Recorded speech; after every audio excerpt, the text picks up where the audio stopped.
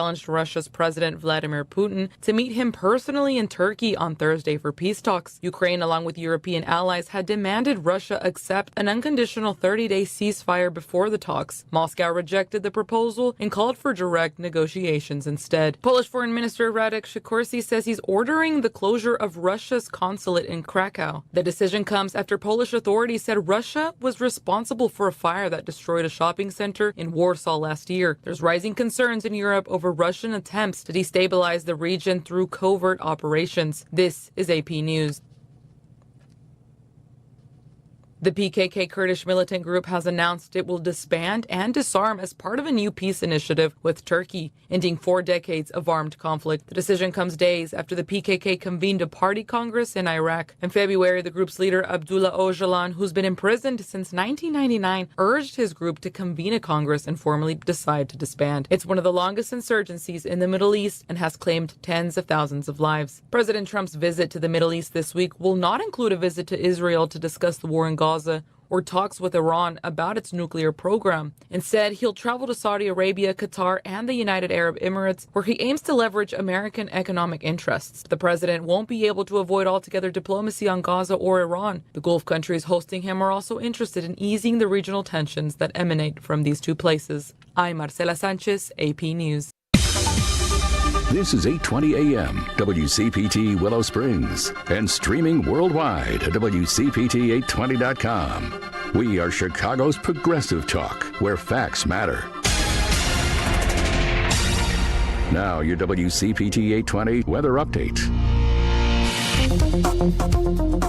From the Weatherology Weather Center, I'm meteorologist Jennifer Wojcicki. Partial sunshine develops here for today. We'll see a high around 80 degrees. East winds around 5 to 10 miles per hour, gusting as high as 20.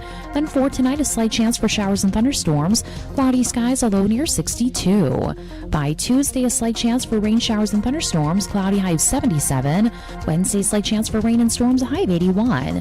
Thursday, chance for storms again, a high around 90. That's your latest Chicago weather update. Currently, it's 54. DQ presents how to hit summer's sweet spot. The new DQ Summer Blizzard Treat menu is here. And as the official treat of MLB, we're swinging big with our fan favorite S'mores Blizzard Treat. Plus, new mixing bowl mashup with brownie batter and chocolate chip cookie dough. And even more in our Stack Summer lineup. Hurry in today because nothing says summer like baseball and our new Summer Blizzard Treat menu. Right now at DQ. Happy tastes good. Participation may vary. Major League Baseball trademarks used with permission.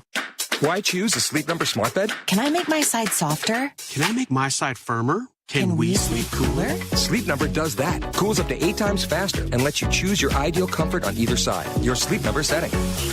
It's the Sleep Number Everything Smart Bed sale. Every smart bed and base are on sale during our Memorial Day event. Up to 50% off, plus free home delivery. Limited time. Exclusively at a Sleep Number store near you. Learn more at sleepnumber.com. Chicago's progressive talk, WCPT 820, where facts matter. Welcome to Choose Views with Richard Chu.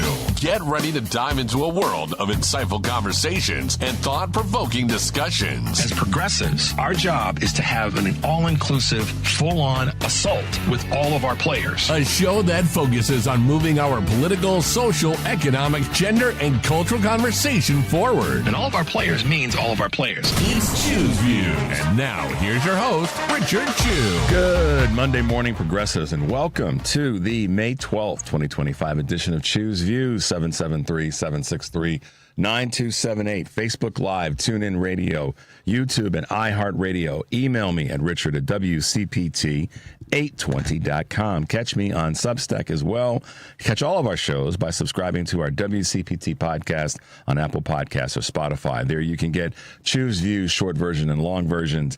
Joan Esposito, live, local, and progressive. Driving It Home with Patty Vasquez. The Big Picture with Edwin Eisendrath. And All Chicago, as well as our other shows and great interviews.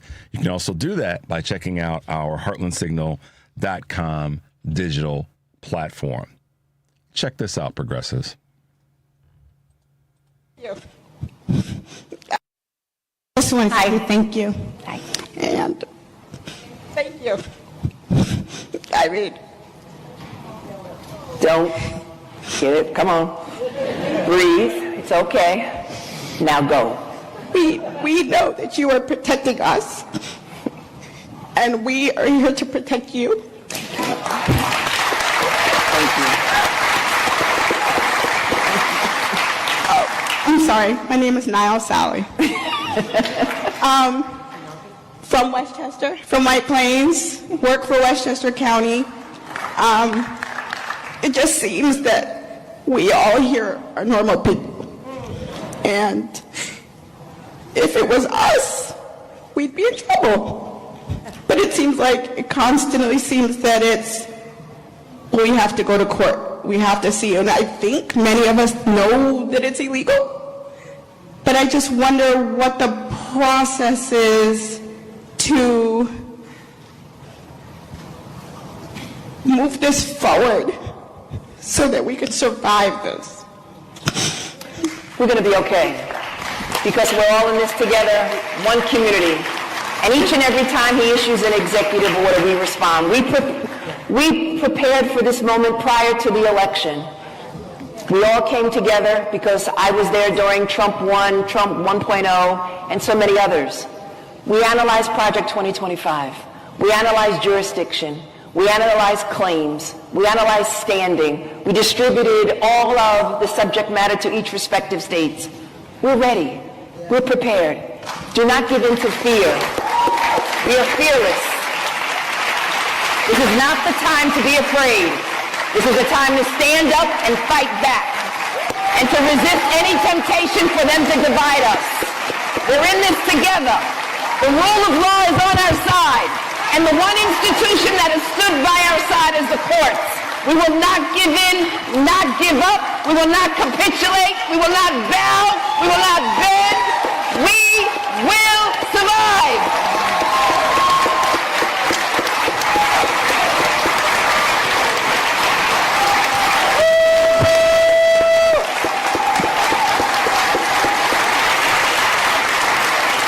I was holding back, trying to be good. In case you guys don't know who that is New York Attorney General Letitia James. So I thought I'd come out of the gate this morning and let you know that's how I feel too. As crazy of a time that we're in right now, we know it. But there you go. As you guys may have heard and seen, the Attorney General's office, the Department of Justice, I should say, is, trying to go after her. So she's making it clear that we're prepared. Bring it. We have the courts on our side, and we're going to do our best to keep the courts on our side and make sure that the courts are doing their job. So she's speaking a truth that a lot of people, frankly, need to hear. Don't let them divide us. Don't let them come between us. I spoke to some folks about this the other day. I said, listen, the number one tool that they have is the ton of garbage that the administration wants to throw in all different directions. I don't care if it's a local mayor, as we saw with Ross Baraka in Trenton, or as we've seen with the judge here in Wisconsin, and the list goes on. Don't let them divide us by quote unquote taking the bait. Taking the bait, meaning allowing them to say that we are not connected, that we're not strong, that we're in disarray, and all these other words. They don't get to land on us. We're in a fight, guys. Let's just be honest about it. I think that's one of the things that a lot of people who are becoming woke, that may have voted for Trump, have realized is that this isn't. They know that's not what they've. They know what they voted for is not what they're getting, but what they voted for is what they're getting, and they were told. That being said, what AG James just said should be part of your rallying cry. And if you want, bless you, Devin, and if you want that clip, so you can have that as one of your morning reminders, I will be glad to send it to you. Just email me, of course, at richard@WCPT820.com, and I will get it to you. If you need that to hit, if you need to hit the button, if that needs to be your wake up music in the morning or your alarm, we'll get it to you. But that's I just felt that it's important that you guys understand that those who do hold a certain amount of power and sway are using it, or they're prepared to use it in the best way possible. So there you go. Letitia James, AG in New York. Our guest today on the show, Sarah Jones, co-founder of PoliticusUSA. She'll be with us in the 7 o'clock hour. Rich Logis and Steve Vilchez from Leaving MAGA. As you guys know, every couple of weeks we talk with Rich, and he has a guest on to talk about his organization, Leaving MAGA, why he created it, what was his moment of clarity, and how he's creating a pathway, or as I said before, a bridge to help people who have left or are trying to leave MAGA. And I think it's important to have that conversation. So we'll have Rich on in the 7:30 hour. I'll be taking your calls starting now. So give me a shout and let me know what you're thinking today. And this week, we're going to be talking a little bit more about governors' roles and how our governors, our lieutenant governors, our AGs, and are going to be a big part of this ongoing defense that we have to have. So we'll be getting into that throughout the course of the week. And helping Devin get some. My man is he like myself. We have terrible allergies, and they just sneak up on us every now and again. So send some allergy prayers to Devin this morning. But we still are going to be having our what am I trying to say? The question about what you want to see Dems focusing on a national level. And what are you doing to make your life count? When the mood strikes you during the course of this week, just send me an email or a text or call in so we can talk about that, because I want to know. I want you guys to say those words out loud, and that puts us in a better position of power to do what Attorney General James has said. And I'm right there with her and her belief on that. We have some really great other clips that Devin and I put together that I think you guys will help to add to our conversation, but it'll also help to give you some added inspiration to see that we can fight. And one of the things that I work hard at doing is finding those tools to make sure that when we talk about fighting, that we have the tools to fight. And part of that is focus right now. There's so much going on. As I said a moment ago, there's so many distractions, so many things. And Sarah and I are going to talk about a handful of those items this morning. But there's so many things that are distractions. I believe the primary focus for Democrats right now should be coming together. And I know that may seem like what? How tangible is that? How do you put any meat on that bone? Excuse me. Every person that I've talked to that's an elected official or working in an organization that's about helping any of our communities will say this in one way or another. It's about working together. It's about not being in your silo. It's about getting connected to a community.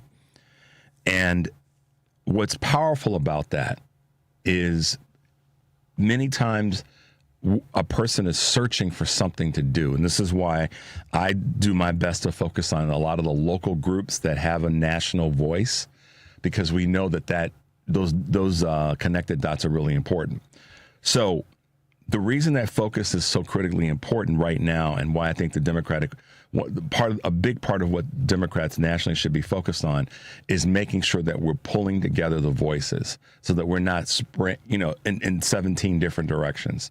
Historically, that's been one of the downfalls, if you will, or one of the open parachutes. Let me put it that way. Try not to use negative language. But one of the open parachutes on the Democratic Party is the fact that there's 17 different directions. Now, some of that's because of there's 17 different things that we got to be talking about, and we want to be talking about them, and we want to bring in people into the tent, et cetera. We understand that conversation. I think that now, though, that the party, meaning the everyday voting parts of the party, are looking for a connection. They're looking for, a reason to be part of something. This is my observation. I don't need to be right. I'm just looking at it and saying, I want to see us continue to galvanize, because every person, as I said, that I've talked to that's an elected official and or the head of a group, an organization, has said that when people come out and people are involved, that it strengthens the message. So we may have multiple messages, which are necessary to reach multiple different groups of people in our party and bring some people off that sideline, that 69 million, whatever the number is, that didn't actually vote. Some say it's higher. We still have to, we want to make it a common message. And what that message is, I'm not going to sit here and say what that singular message is, but maybe it needs to be that we are, if nothing else, I know it sounds corny, that we're coming together, that we are the place to be, that we've got the better ideas. David Jolly, I've referenced him so many times. So that's how I'm seeing it this morning. That's going to evolve, and that's part of what we're trying to do here. So let's take a quick break. The number is 773-763-9278. The lines are open. Give us a call. We're going to hit a few Choose Views news items and some other updates that are taking place. We'll be right back.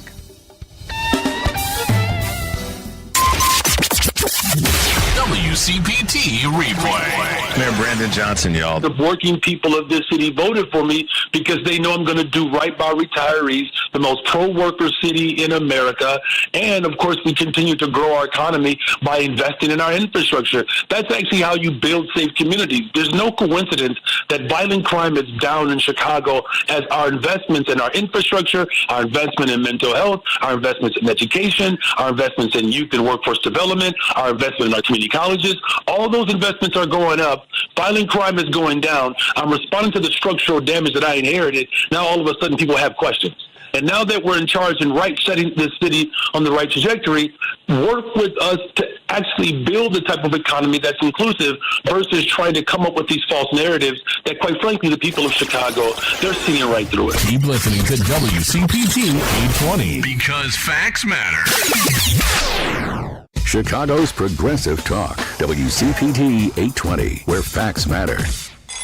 Good morning. You're waking up with Richard Chu. Good morning. Good morning. Good morning.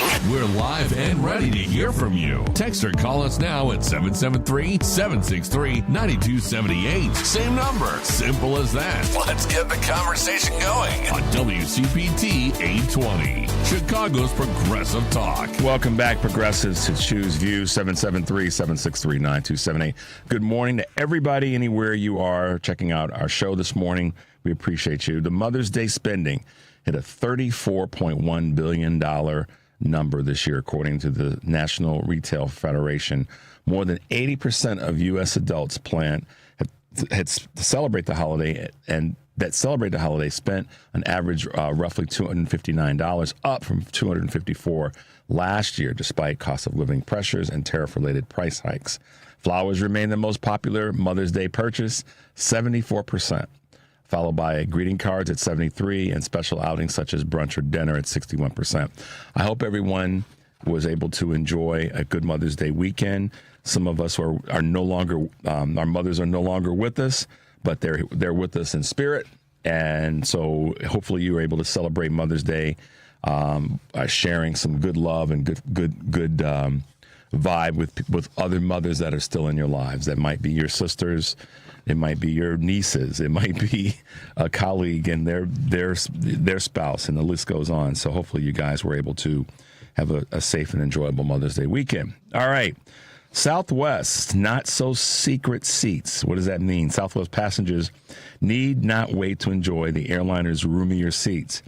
Before they can be bought later this year, some cabins already offer the upgrade for free as the airline begins to retrofit planes. It's all part of a plan to boost revenue and draw new customers. Flyers just need to look in the first 5 rows, plus exit rows, seats for more pitch. Now it's the time, the Wall Street Journal reports, that Southwest uses dynamic pricing to test seat prices of different sorts. Is self-checkout here to stay? Retailers that once went all in on self-checkout are starting to scale back, but it doesn't necessarily signal the end of an era, USA Today reports. One professor at the University of Penn's Wharton School said the role of self-checkout is evolving. Part of it is shopper frustration, and part of it's simply business, as retailers blame higher theft rates on unattended transactions. Several stores have adjusted their self-checkout strategies in the past 18 months, with Sam's Club introducing AI technology and Target limiting the number of items. That's kind of silly. You can't buy that many things in the self-checkout. You know, have people do the checkout. Keep paying folks. So anyhow, remote workers engaged but unhappy. A new Gallup poll on workforce trends shows that fully remote employees are more engaged at work than their hybrid and on-site partners, but less likely to be thriving in their overall lives. The report found that 31% of remote workers feel enthusiastic towards their work compared to 23% of their hybrid and on-site colleagues. However, they also report higher levels of negative emotions, and only 36% feel they are doing well overall. And we all heard about this. Newark Airport is facing some other issues with outages, as we saw over the week. This past week, the FAA and the U.S. airline did decide to meet and discuss flight capacity at Newark Liberty International Airport following a third equipment shortage and outage Sunday morning. Communications issues stemming from the FAA's Philadelphia facility led to a number of flight delays and cancellations. This is the third breakdown to occur in recent weeks due to equipment failures and severe air traffic controller shortages. There you go. U.S. and China trade talks do continue. Tariff negotiations between China and the U.S. concluded over the weekend, according to the Associated Press, saying that there was no, quote, immediate indication whether progress was made. Talks between Treasury Secretary Scott, I don't know what I'm doing, Bassett, and Chinese Prime Minister He Feng are set to continue.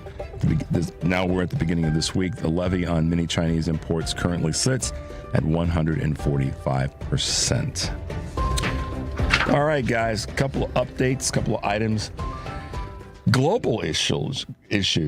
You guys probably saw that the European leaders have issued a ceasefire ultimatum to Vlad, the Pootster. Either he negotiates an end to this war that he started, or Europe plans on unleashing a large amount of sanctions against Russia, and also plans on providing an extraordinarily large amount of support to Ukraine with some pretty intense and devastating weapons, as the report's been put out there. So this surge could really provide the Ukrainian military and President Zelensky with what they need to sustain themselves and to push back. So we'll see. Putin tends to not listen to others and rationale, but we'll see where that goes. And speaking of not listening to others, whoa. Now, this is not about the need to be right as much as it is wow that we had this conversation. And I wrote an article in Substack. Hal Sparks did an entire segment on it. And unfortunately, the conversation keeps going. And maybe we're part of that process of keeping it going. But it speaks to a bigger conversation. What am I talking about? David Hogg was on Bill Maher. Bill Maher, gives him, once again, consider the source. He's on Bill Maher. And Bill Maher is in need of his own, the filling of his own deficiencies, as we all are. But Bill Maher was essentially congratulatory to David Hogg, in case you guys didn't catch the clip. Irrespective of that, all that, the point I want to make about this is I said in my Substack article, and Hal Sparks said his version of kind of the same thing, similar take, is it's not that the Democratic Party doesn't want and doesn't need younger voices, younger energy in the party. No one has said that. Well, let me back up. No one in their right mind has said that. I certainly haven't said it. Hal hadn't said it. Others haven't said it. What we've said clearly and unapologetically and unfiltered is learn from those who are doing the work now, rather than pushing them and kicking them out the door, or having them giving the impression that that's all you're concerned with. And I'm not going to repeat much of what was said on this segment on Bill Maher and whatnot, because you can check it out yourself. Because I'm more concerned on the bigger point. We, as a party, want to have every voice in the party that's going to have impact, whether that person's 75 or 25 and everything in between. You aren't going to convince me that a 75-year-old that's energized and powerful is not going to have a voice that's important to this fight. And you're not going to tell me that a 25-year-old doesn't know what the heck they're talking about and doesn't have experience in a space that's needed right now, and everybody in between. What's important is how what you say is said, and to take the position that you're just going to bad talk anybody, but someone that's certainly an elder in the party and part of the party's base, particular base being African Americans, men and women, that you're going to trash talk that person. There's a way to do that. There's a way to have that conversation. Don't get me wrong. I'm not saying that we don't have the conversations with folks that may not be doing certain things the way you want them to be done. But that goes both ways, David Hogg. And here's the point that he doesn't seem to want to get, because the point's been made. It's not that it's not been made. It has been made. It doesn't seem like he wants to get it, because he's failing in an area right now, and that's the skill set of listening, and not to his own brain, but listening to the folks around this conversation that are saying, there's a different way to approach this. And there's a reason that Ken Martin had to make the decision to say, look, dude, you need to shapeshift a little bit here and play this game a little bit differently. You're going to cause us some losses. We're going to get some technicals. If we get too many technicals, we're going to suffer a penalty. And that's what's happening. And he doesn't hear that. And I don't care why he doesn't hear it. He needs to hear it, or he needs to shut up. And I'm saying that not because of his age, but I'm saying because of the way in which he's approaching this. And I know there's some people that say, yeah, get rid of all those old dogs. They need to go. They need to go gracefully, and they in part should be doing a better job, granted, of transitioning. You'll never hear me say that they're doing a perfect job. But at the same time, the approach that David Hogg is taking right now is going to be detrimental. And I kind of fault Ken Martin. When he first made this selection, I said that's a bad idea. And it was a bad idea not because of David Hogg's age, but his lack of maturity. And those are different. And it's showing itself every time he opens his mouth right now. And he's doing this. Listen, dude, if you're gonna go after somebody, stop going after your own players. Go after the other team. I mean, how that just goes to show his lack of experience or willingness to understand that concept. Right now, we're in a fight. You got a fighter plane, and you're pointing it at your own people. That's insane. You pointed at the enemy. In this case, the enemy is what AG James said, respectfully. It's those who are trying to tear us down. So stop being one of them. Listen, Democrats, let me at him. I'll set him straight. Doesn't mean he doesn't have a seat at the table, but he's got to understand that like all of us, we have to modulate how we sit at that table so that we are effective. And I know there's people are going, oh, Chew, you just don't want to see the young folks get involved. That's a damn lie. I do, because there's young people that don't like this. This is the litmus test. There are young folks that are speaking up and saying we're not down with that. So it's not about young folks not having a seat at the table. We want them to have, because we're getting tired of sitting at the table. We need the replacements. But the way in which that happens has got to change.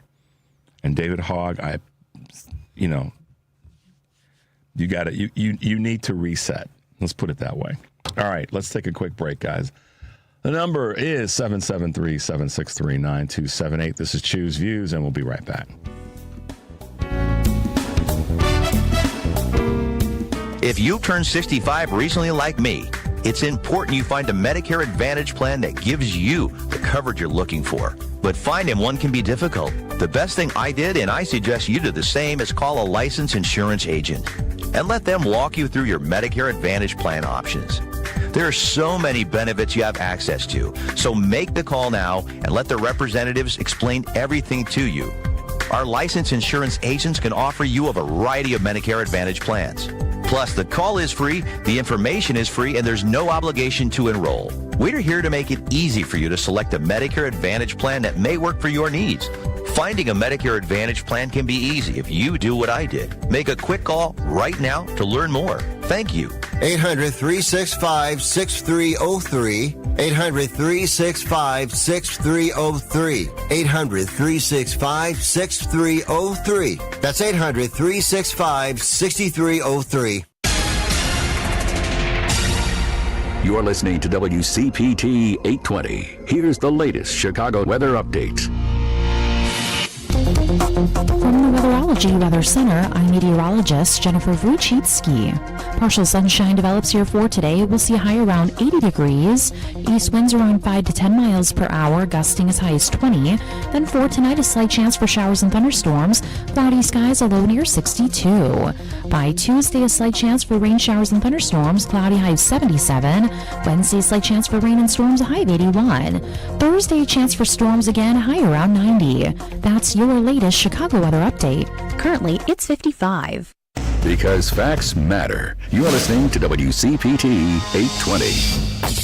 It's Choose View with Richard Chu on WCPT 820, where facts matter. Hey, Progressive, welcome back to Choose View, 773-763-9278. All right, I'm going to leave this David Hogg thing alone for a while. Folks are going to agree and disagree on that. And let me say this as I let this go. I am not saying one thing about young voices not being in the mix. I'm saying we all should be in the mix. I'm saying that we have to be respectful of those who've been in the mix and that are in the mix so that you don't turn people off. And there's a lot of different takes that can be made on that. But being disrespectful is not one of the things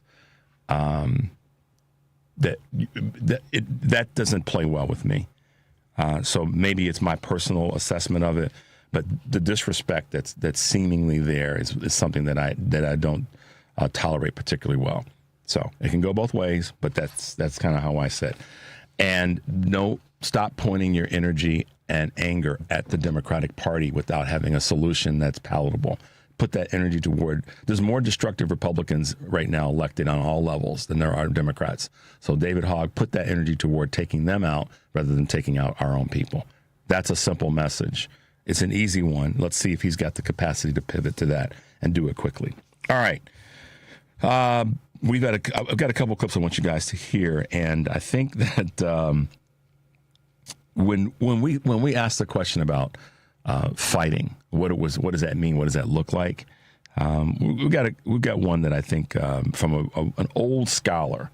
Speaking of age, from an old scholar that's been around this fight for a while, that I think you guys can appreciate from the, I guess you can just call him great historian and great storyteller, David Attenborough. If you were to pick up the phone and speak with President Trump or President Xi of China or Prime Minister Modi in India, what would you say? I would say that the time has come to put aside national ambitions and look for an international ambition of survival. It seems politically the tide is moving in the opposite direction from that, of nations more looking inward and not as being part of a larger international community. That's what's going to sink us in the end. That's what's going to sink us. Can you be optimistic at all? We don't have an alternative.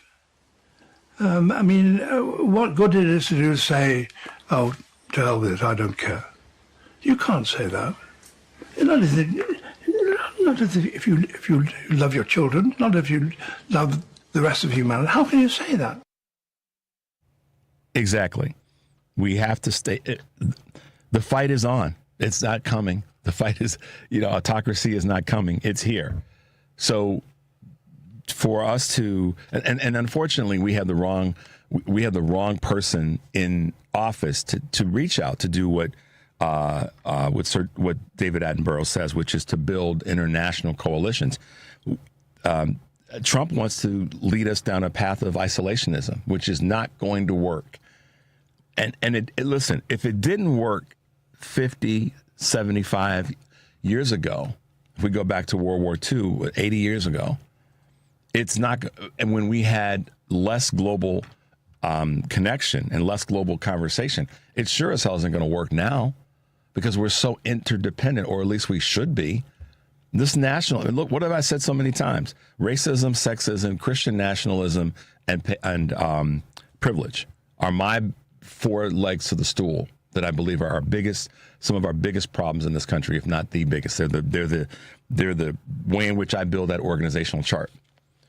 And Christian nationalism, or nationalism that happens to be sort of energized by Christian faith, Christianism, is creating a form of isolating ourselves from the rest of the world.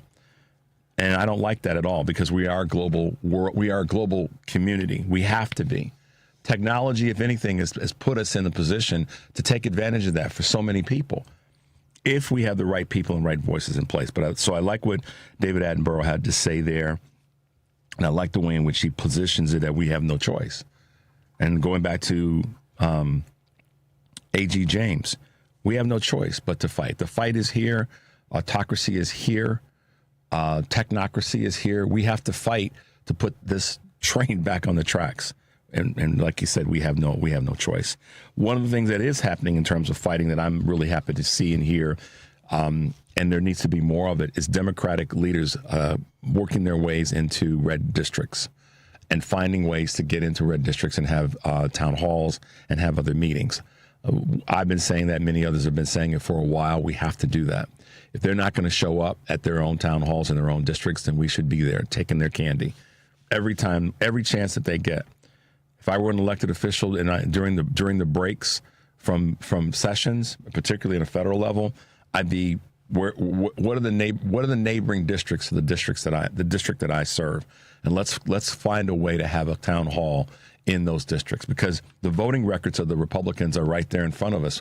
Let's go into that district and let's talk to the people there and find out what their disappointments are and what do they want to see us do to try to push for change. It's not a complicated strategy, Dems. It's not, and it can be very, very effective, as we've seen by the numbers of people who've shown up in a Republican district, federal district, or congressional district, I should say, that voted for their congressional leader and their leader hasn't shown up. So take advantage of that. I'm seeing some of it happening. The numbers are out there, and I feel that the more that we can encourage. And listen, I made this note over the weekend. This is another opportunity for us as voters, regular folks, to reach out to our congressional leaders in their districts and say, listen, we're good here. We know what you got to do. We voted for you, and what we'd like to see is for you to go out and go to these other districts. You're fine here. Almost give them not a pass, but kind of a pass. We don't need to see you here. We need to see you in another district to get those people to understand the importance of changing that district. I don't know. Call it crazy. But I think that's where we have the opportunity is to continue to identify and remind our congressional leaders that this is an opportunity to go steal some candy or go grab their candy from another district. There you go. I think that's a fair way of putting it. And to David Attenborough's point, we have no choice but to fight and fight differently, fight a more, rather than just a head-on or only a head-on fight, but an angular fight. Angular meaning coming from different directions. Those are opportunities right now that we should take advantage of, I believe. So another clip that that we put together that I thought these two that we're going to play back to back, or certainly right before we go to this break, were really kind of spot on about the perceptions or the people that see things, but maybe they're not really paying attention to what they actually are seeing, or what they believe in versus what they end up doing in terms of voting. And we've got this one clip that Devin and I put together. It's called "You Are Woke, Dude." White South Africans are expected to arrive in the country out of 8,000 or so applications. How is this being received in the U.S.? Are there concerns, particularly by refugee advocacy groups, for example? Well, refugee advocacy groups, of course, find it utterly astonishing that a Trump administration that would close America's doors almost wholesale to refugees from all over the world, because that is, in essence, what President Trump has done in the weeks since he returned to the White House on January the 20th, would throw America's doors open for one group of people, Afrikaner farmers, based on a false statement that the president has made about the Expropriation Act. He argued... Let's get physical. I'm so sick of people calling me a racist. How'd you get in here? Door was open. All you liberals think you can assume that I'm racist just because I voted for Trump. I believe in conservative values, stronger borders, protecting jobs, less government. Does that make me a bigot? Okay, let's just stick with the racist part.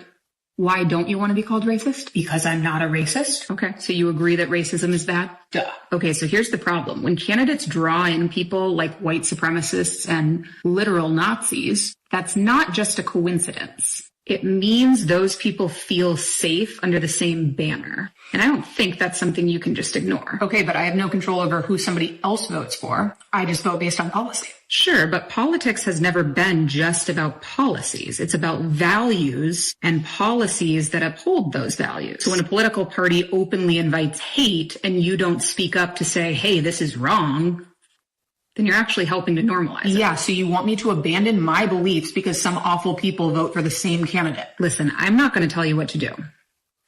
But I can tell you that voting is always about prioritizing your beliefs. I don't think you're ever going to find a candidate that you 100% agree with on absolutely everything. But we all choose what we're willing to overlook.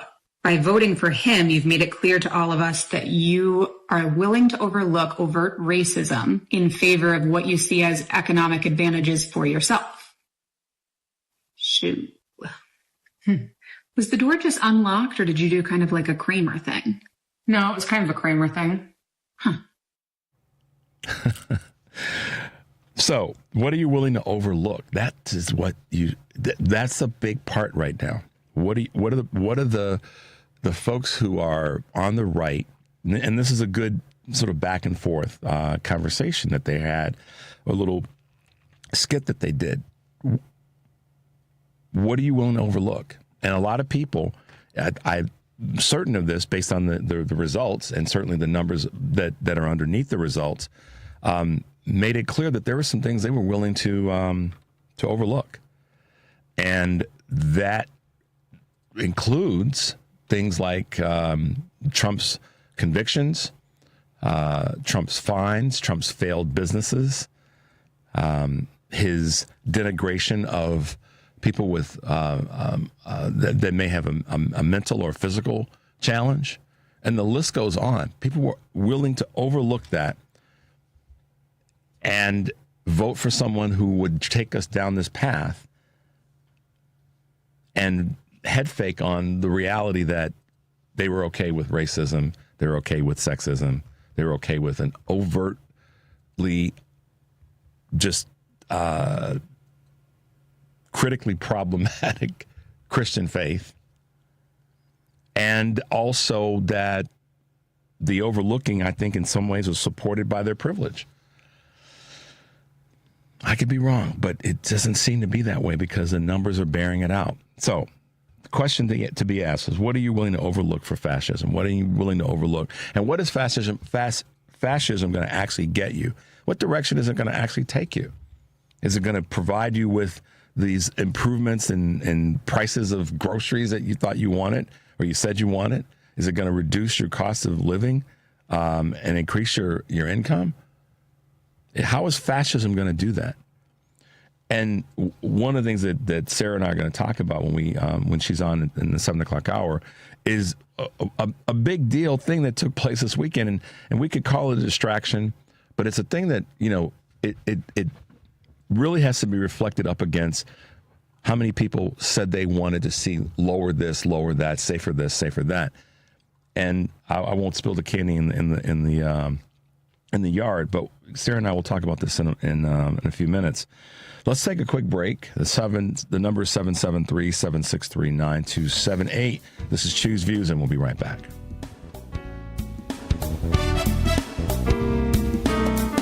This is your WCPT Progressive Calendar. Wednesday, May 14th at 11:30 a.m., the Lincoln Forum and the Union League Club of Chicago present a candid discussion with former and current Chicago alderpersons on how Chicago's government really works. Inside City Hall, Understanding Chicago's Aldermanic System. Retired alders Michelle Smith and Leslie Hairston and current alderman Raymond Lopez are among the panelists. Mike Flannery moderates. The event takes place at the Union League Club of Chicago, 65 West Jackson Boulevard in Chicago. Get your tickets on Eventbrite. Thursday, May 22nd at 12:30 p.m., the Buffett Institute and the Center for Communication and Public Policy at Northwestern University's School of Communication present America's Soft Power and Reputational Security in Crisis, a lunchtime conversation with USC Professor Nicholas J. Cull. The event is free and takes place at 720 University Place in Evanston. Hey Google, play WCPT. Streaming Chicago's progressive talk from TuneIn. It's Choose Views with Richard Chew on WCPT 820, Chicago's Progressive Talk. Hey, progressives, welcome back to Choose Views, 773-763-9278. So I had this really interesting sort of moment where I went, wow, there are some folks who are might be viewed as a stereotypical Trump supporter. Not necessarily, but you might look at them and go, that's a stereotypical Trump supporter. And one that's, believers of fascism and all this other craziness. That have posted some really amazing stuff that I just follow it and I kind of see if it makes sense and it's relevant, and it is, because a lot of times, as much as we are all prone to assumptions, people will surprise you. And so there's a clip that I think is really appropriate right now in terms of this conversation around who the real bad guys are. And let's go to do it on immigrants. Have you ever heard of thousands and thousands of immigrants killing people? Oh yeah, I have. Big time. Surely you mean immigrants like this Italian guy right here, right? I think he actually killed millions of people. What about these immigrants? You're talking about those type, right? Surely you mean them. Or do you mean the immigrants who did this sort of stuff to women who were smarter than them? Or that they just could not get to pay attention to them, the incels of their day. You mean those immigrants, right? Because those were really the worst immigrants we've ever had in this country. Look, if the standard is immigrants committing violence, then America was founded on it. The difference is, back then, it wasn't called illegal immigration. It was called Manifest Destiny, and you got a commemorative plaque and remembered throughout history for it. But if you're talking about today, then you are way less likely to be killed by an immigrant than you are somebody who was born here. You are far more likely to suffer violence from somebody who has a flag on their clothing or their truck. And I know how the right loves to bring up Laken Riley, and that was a terrible, terrible situation. But you know what? If the guy who killed her's name was Mark Smith, we would have never heard about her. It was only made into a huge deal because it was one of the small examples they could find to pinpoint and say, see, this is what they do. Totally ignoring the fact that there have been way more brutal murders by people who have complexions like this. But y'all don't want to talk about that. In a situation like that, it must have been a lone wolf or just somebody who had a mental problem or something. But if it's an immigrant, then it must be somebody who's evil to the core. If it was an immigrant, they must have broken into the country just because they had a bloodlust. Do you see the hypocrisy that is always slung on us from the right wing? For the sake of giggle shits, let's say that there was a immigrant in this country who had something like 91 indictments and 34 felony convictions. Would you want them in the country? I know I wouldn't. What if you also found out that that same immigrant was found liable for rape? And what if there were hundreds of testimonies from hundreds of different people talking about how they were scammed by that same immigrant? What if you also found out that that immigrant was best friends with a child sex trafficker for like 15 years? Also, what if that same immigrant said that if he wasn't related to his own daughter, he would be hitting that? Now, you may have guessed by now, but this person actually exists.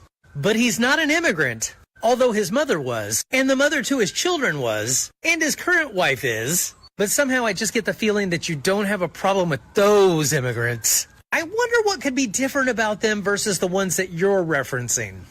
I guess it's just going to remain a mystery. So you get the point. You know who this gentleman's talking about and who he's referencing, but also what he's referencing. And that goes back to what I was saying before about this whole conversation around the four legs of the stool: racism, sexism, Christian nationalism, and privilege. And it's allowed people to kind of overlook a lot of things. Not allowed. People have chosen to overlook. Let me back up and clean that up. People have chosen to overlook, in the face of all of these items, what ultimately is a direction towards fascism, and not calling out the actual perpetrators of the things that they say are happening by other people. And bless you, Devin. To the gentleman who posted this, I think kudos to you, because that's exactly what so many people need to hear as it relates to why you can't. Listen, those of us that are, progressive liberal Democrats, I think we understand where we stand for the most part. And that there's going to be some modulation with that, without a doubt. It's those and this is, again, I said I was going to leave this alone, but it ties into something that we have to do and make sure that we're calling out. And that is, let's not fight against each other. Okay? Let's push ourselves to do better at fighting against this enemy of fascism, this enemy of people who want to, overlook certain things and call them out. And this is why I was saying what I said earlier about David Hogg. And it can be others. It doesn't just have to be him. It could be any voice that's tearing down Democrats rather than pushing forward Democrats. I know that some of you were upset with me for criticizing Governor Newsom about his podcast guest. That needed to be called out, because he could have just as well had other people on that podcast. He doesn't need to know what the right thinks. We know what they think based on their actions. We've seen it. So there's times when we call out behavior, but we don't turn the fire on each other unless that person is doing something so far out of bounds that we need to, wake them the hell up. And that's why I say, rather than fighting against each other, we fight against this fascism. We fight against those who have overlooked, as the clip played, all these, perpetrations of bad behavior. Let's fight that, not fight against each other. Let's take a lesson, a page out of Letitia James's book in terms of not letting them divide us. That's where I think the energy is. I'm going to say that over and over again, because as I ask myself my own question, what do we want to see National Democrats focusing on? I want to see them focusing on a collective come together message and stop this infighting, draw people in rather than pushing people away, show the leadership that says we understand what the assignment is. All right. I think that we'll grab a call or two before we get to the top of the hour. Let's go to our good friend Earl in Hyde Park. Good morning, Earl. Welcome to the show. Good morning, Rich. How you doing, sir? Good. Yourself? I'm doing the program again. Thank you. I want to give you a pat on the back before I jump in. Okay. I think once you left Eric and was able to spread your wings, you've been doing a wonderful job. I understand that I'm not knocking Eric or anything like that. I'm just saying that you found you. You know what I'm saying? And I still love Eric. I mean, I like calling in and giving him a hard time. And, he goes along with the gig, He knows I'm just kidding. Yep. So I'm really patting you on the back, because when you jumped in, I mean, you've actually found, a calling that I think you're very good at. Thank you, Earl. I appreciate that. Now, the thing why I wanted to call in was when you were making your observations a few moments ago, you left out one very critical thing. Okay, what was that? And that's DEI. There are a lot of white folks who are resentful, who feel that the opportunities that are being taken away from them because people are being put in front of them that don't deserve their positions that they have. And there are a lot of white folks across the country who believe that. They may not necessarily say that's why they voted for Trump, but in all of Trump's rallies, he's attacking folks. He's attacking, like you said earlier, in one of your other broadcasts, someone who's a handicapped person. He's attacking black, brown, whatever. He's attacking the other folks, and that's a big component of the fascination and support of Trump that goes along with some of the other stuff. That's why they're willing to overlook some of the things that you've mentioned. So I'm gonna jump out, but I just want to, keep keeping that DEI thing in there, because a lot of white folks are resentful, and I don't know how we turn that around, but yeah, I would like for you to put that in your conversation. Thank you for taking my call, and keep up the good work. We'll still give you a hard time, but keep up the good work. We'll do. All right, thanks, Earl. Bye now. First of all, thanks to Earl for those compliments, and I'm a humble dude. Without the partnership that we all have here at WCPT, whether it be the family meeting and Eric Grant and Michelle Peltier, whether it be Joan, whether it be Patty, all of our shows, it's a team effort, and I mean that. I know I do my part, so I'm not just being magnanimous. And I promised you guys I'd do my best every day, so I work hard to make that happen. So thank you, Earl, for saying that. I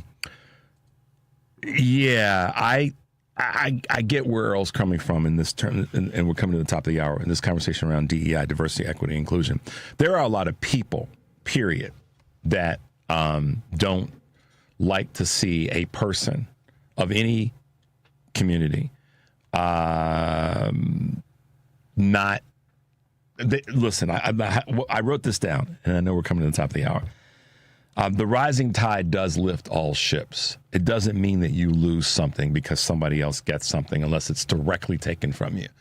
There are many people who are. I was making a visual observation that I don't know if I have enough time to share where it came from, but I'll come back to this as the week goes on. So once I have a chance to kind of work it out in my brain in relationship to something that Earl just said, and to the greater scheme of this conversation around DEI. And I will share that as the week goes on. I need to work through it a little bit before I just jump on it, so that it has some substance and you guys can understand what I'm trying to say in this space. We are going to be connecting with our good friend Sarah Jones in a moment. We're going to take a quick break. The number is 773-763-9278. This is Choose Views, and we'll be right back. Check Up on Health with Chris Whitting. More than 20% of American teenagers are obese. And Dr. Richard Johnson from the University of Florida in Gainesville believes one dietary factor is key. Today we're eating about 30% more fructose than we were eating 20, 30 years ago. And we believe that it's the fructose that is playing a role in obesity. That's not to say that people aren't exercising enough and people are eating too much, but we think that this is a key player in the obesity epidemic. And that epidemic plays a role in many diseases. The more soft drinks and fructose people drink, the more likely they are to develop diabetes, for example, or to develop heart disease. But in addition to that, you can show effects on blood pressure. You can induce insulin resistance, which is kind of a pre-diabetes state. You don't see this if you give other carbohydrates. So if you give glucose, for example, you don't see this. It seems to be specific for fructose. With Checkup on Health, I'm Chris Whitting. Stop feeling embarrassed about thinning hair and start looking and feeling your best with Hair Grow by New Nordic. Available online at Amazon, Walmart.com, and NewNordicUSA.com, or at your local CVS. AP News, I'm Marcela Sanchez. World shares and U.S. futures surged after U.S. and Chinese officials announced a 90-day pause on tariffs. During this period, the U.S. would drop its 145% tariff rate on Chinese goods to 30%, while China agreed to lower its rate on goods from 125% to 10%. U.S. Treasury Secretary Scott Bessent. We do want trade. We want more balanced trade, and I think that both sides are committed to achieving that. The agreement would allow for more talks, followed by this weekend's talks in Geneva, Switzerland. Hamas says it will release the last living American Israeli hostage held in Gaza. AP correspondent Charles de Ledesma reports. Hamas says Edan Alexander will be freed on Monday as a goodwill gesture to the Trump administration. Meanwhile, at least 5 children and 4 women were among those killed in the strike on a school in the Jabalia area, the Gaza Health Ministry's emergency service says, adding a number of people were wounded. The attack came as President Donald Trump heads to Saudi Arabia, Qatar and the United Arab Emirates this week.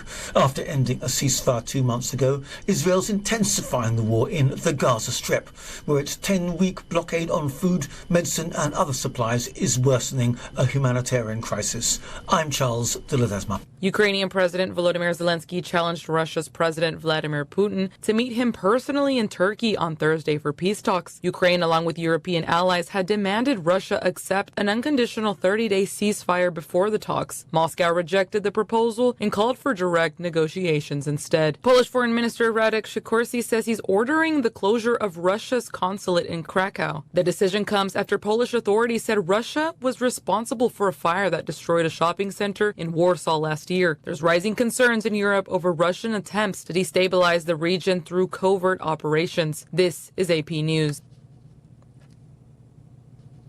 The PKK Kurdish militant group has announced it will disband and disarm as part of a new peace initiative with Turkey, ending 4 decades of armed conflict. The decision comes days after the PKK convened a party congress in Iraq. In February, the group's leader, Abdullah Öcalan, who's been imprisoned since 1999, urged his group to convene a congress and formally decide to disband. It's one of the longest insurgencies in the Middle East and has claimed tens of thousands of lives. President Trump's visit to the Middle East this week will not include a visit to Israel to discuss the war in Gaza or talks with Iran about its nuclear program. Instead, he'll travel to Saudi Arabia, Qatar, and the United Arab Emirates, where he aims to leverage American economic interests. The president won't be able to avoid altogether diplomacy on Gaza or Iran. The Gulf countries hosting him are also interested in easing the regional tensions that emanate from these two places. I'm Marcela Sanchez, AP News. This is 820 AM, WCPT Willow Springs, and streaming worldwide at WCPT820.com. We are Chicago's progressive talk, where facts matter. Now, your WCPT 820 weather update. From the Weatherology Weather Center, I'm meteorologist Jennifer Vilchez. Partial sunshine develops here for today. We'll see a high around 80 degrees. East winds around 5 to 10 miles per hour, gusting as high as 20. Then for tonight, a slight chance for showers and thunderstorms. Cloudy skies, a low near 62. By Tuesday, a slight chance for rain showers and thunderstorms. Cloudy, high of 77. Wednesday, slight chance for rain and storms, a high of 81. Thursday, a chance for storms again, high around 90. That's your latest Chicago weather update. Currently, it's 57. Millions of Americans take medicine like Ozempic and Zepbound. Many of them are overpaying by thousands of dollars a year. These GLP-1 medications for diabetes, weight loss, and more may not always be covered by your insurance, but GoodRx can help. GoodRx helps you save every month on prescriptions at over 70,000 pharmacies nationwide. Best of all, it's free to use. Check GoodRx to save on GLP-1s. Just go to GoodRx.com/GLP. That's GoodRx.com/GLP. GoodRx is not insurance but can be used instead of insurance, including Medicare and other federal and state-funded programs. WCPT 820, Chicago's progressive talk, where facts matter. Welcome to Choose Views with Richard Chew. Get ready to dive into a world of insightful conversations and thought-provoking discussions. As progressives, our job is to have an all-inclusive, full-on assault with all of our players. A show that focuses on moving our political, social, economic, gender, and cultural conversation forward. And all of our players means all of our players. It's Choose Views. And now, here's your host, Richard Chew. Hey, guys, welcome back. Welcome back to Choose Views, 773-763-9278. Here we are. It's Monday, and we're just working our way through the craziness, guys. And I, before we went to the break, that's the thing that I felt was really important is to try to articulate a little bit of what Earl was saying about there's a lot there are lots of reasons, but there's some core reasons, and I want to make sure that I'm always clear as best I can be of what I think the core reasons are. And we can fight about the methodology and all that. And so, that's the point I wanted to make.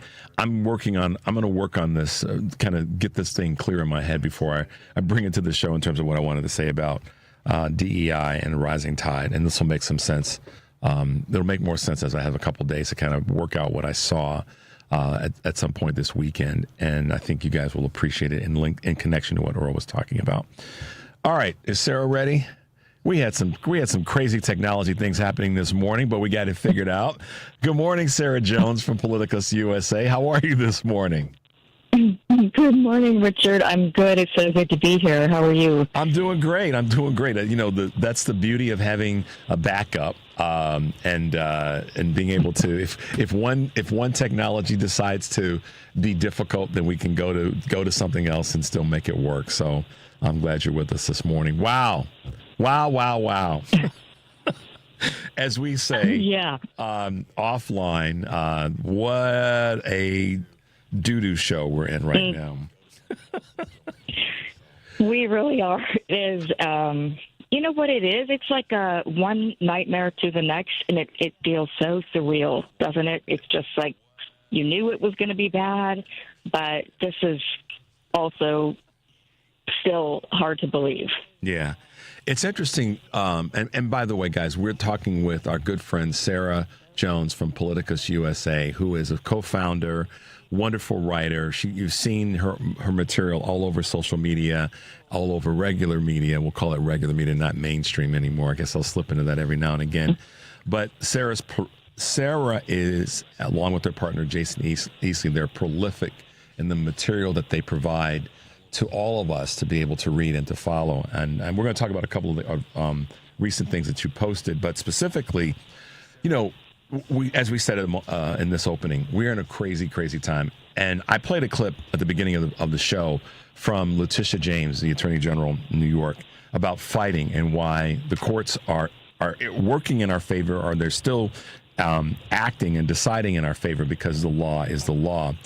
But I wanted to get your thoughts on some things that have happened in the last week to 10 days time, and more specifically this weekend, with ICE arresting Democratic elected officials. I mean, what the H? What are your thoughts there? Yeah. But, you know, I think they're doing this and putting on the biggest show they can while doing it in order to silence people and in order to send a message that people should not be standing up. They shouldn't be doing their constitutional duty, because a lot of the Democrats that they're threatening to arrest, they have a constitutional duty to do oversight. And so one of their jobs is to get access. They are obligated to have access to ICE facilities to do oversight. So when you see these arrests, right, they're sending a message: don't do the constitutional job that the people pay you to do. We will arrest you if you do that.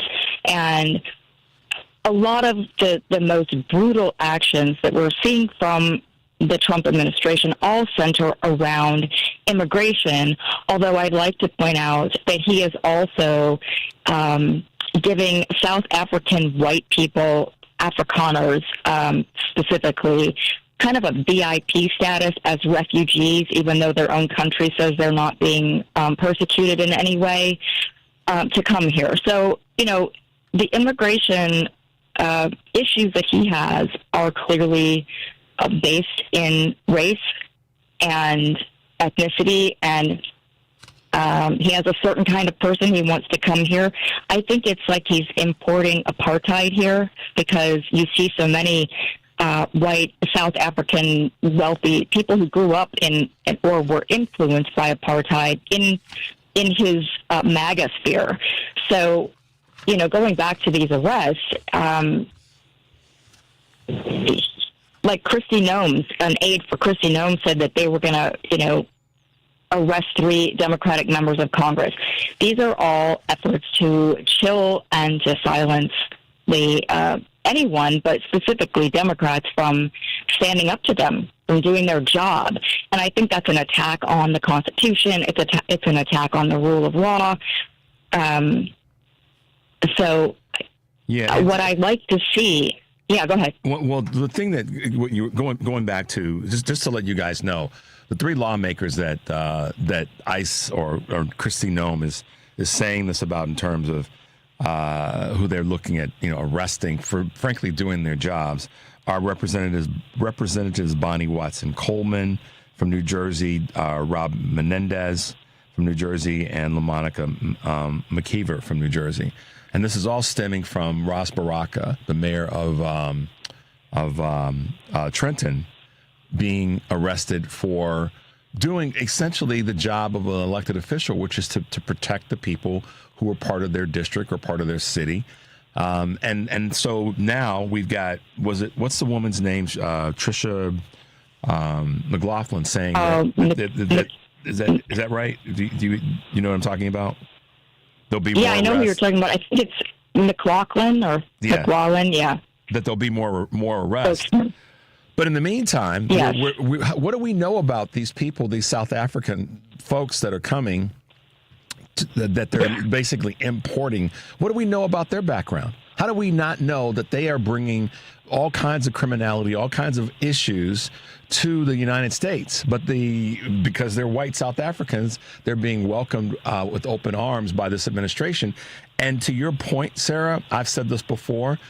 There are two very specific people that have South African connections that are beyond wealthy, crazy wealthy, that are impacting our politics right now.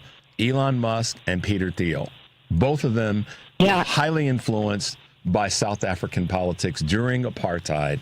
And these are mid-50s white guys who were brought up in that cauldron of believing what apartheid was all about. And now they're having an unfavorably high amount of influence on our politics in this country. I'm not happy with that.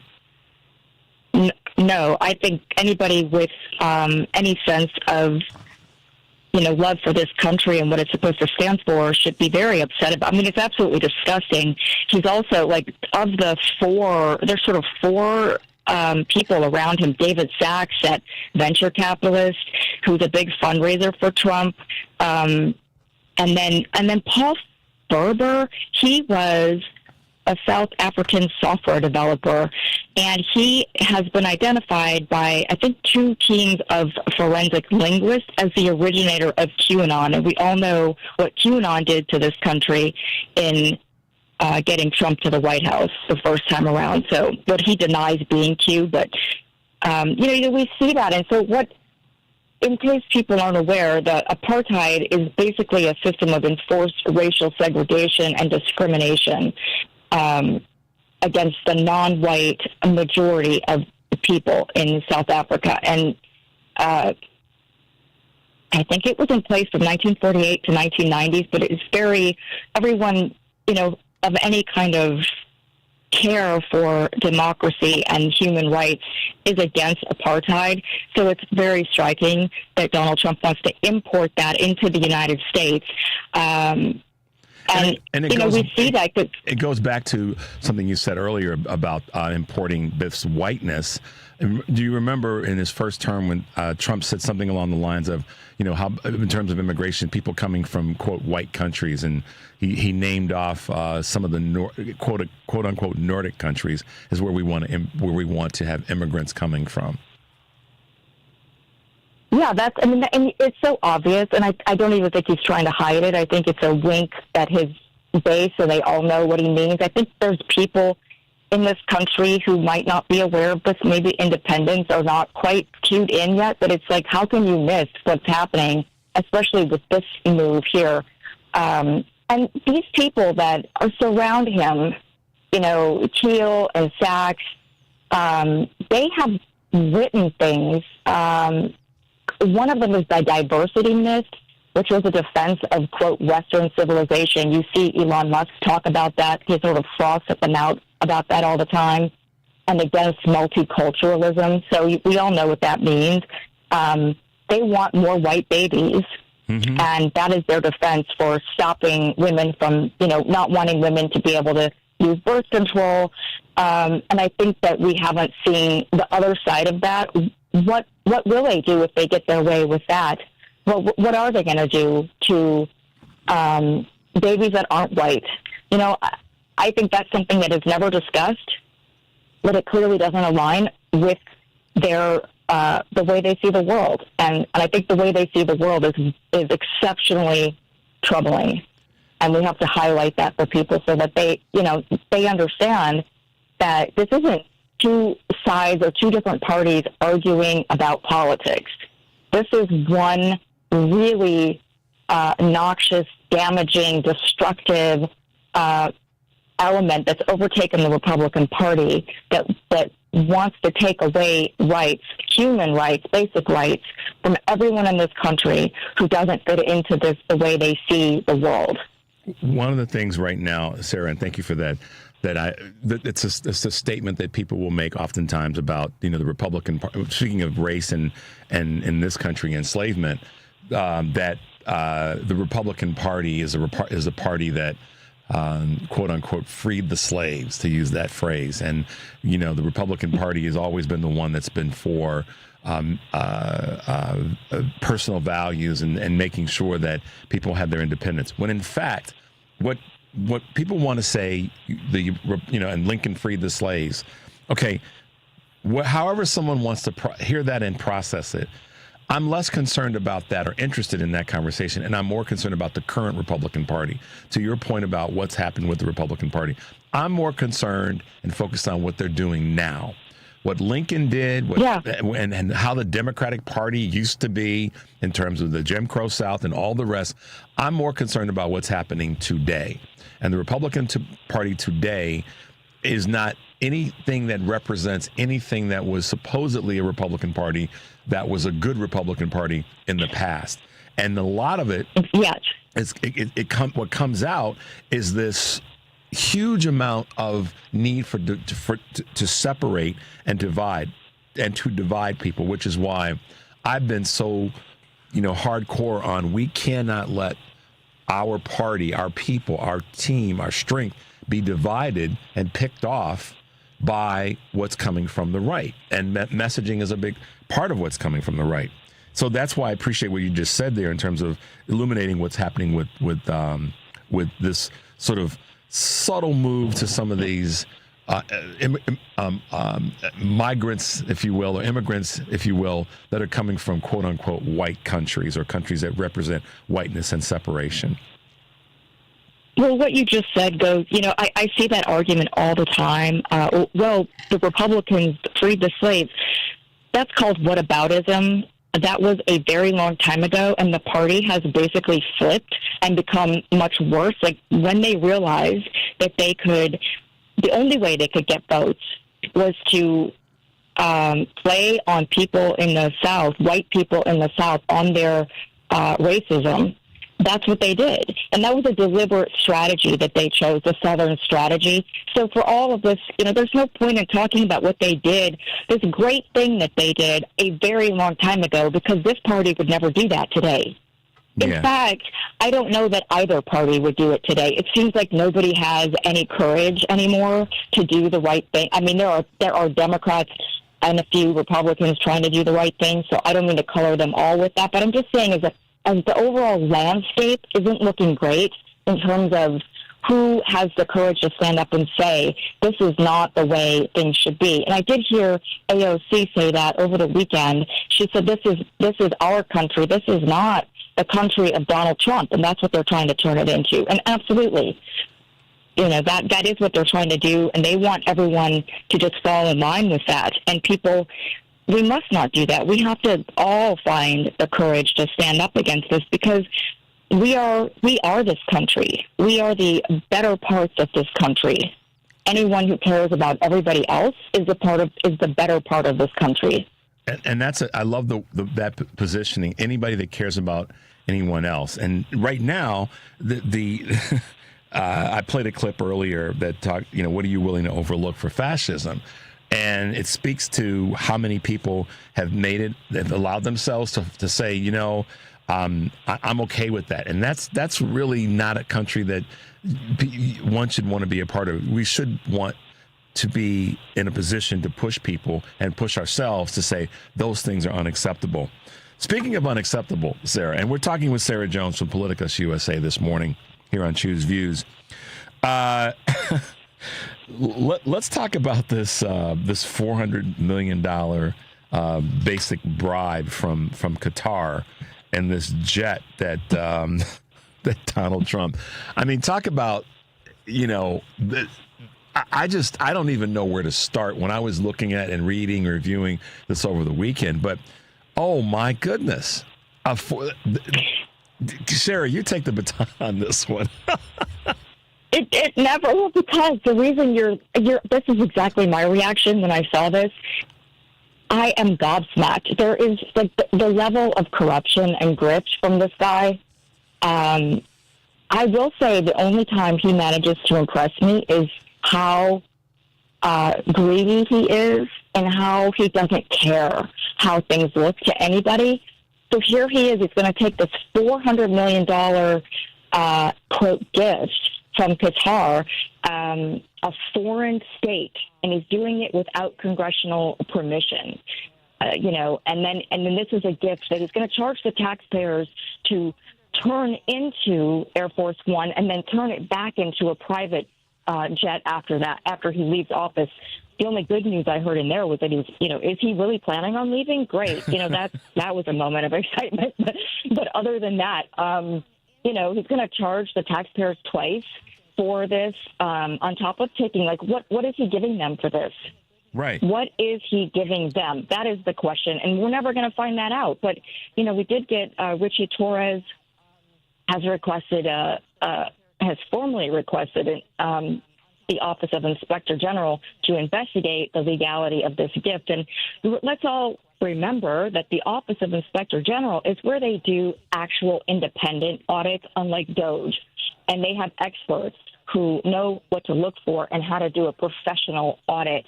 So that is very different than DOJ. So when they say we're going after waste, fraud, and abuse through DOJ, they're not, because that already exists. And I know people probably already know that, but I like to repeat it because I still run into people that are like, well, I don't see why everybody's so mad about DOJ. We got to get rid of fraud. Well, hello, how about this $400 million plane right here?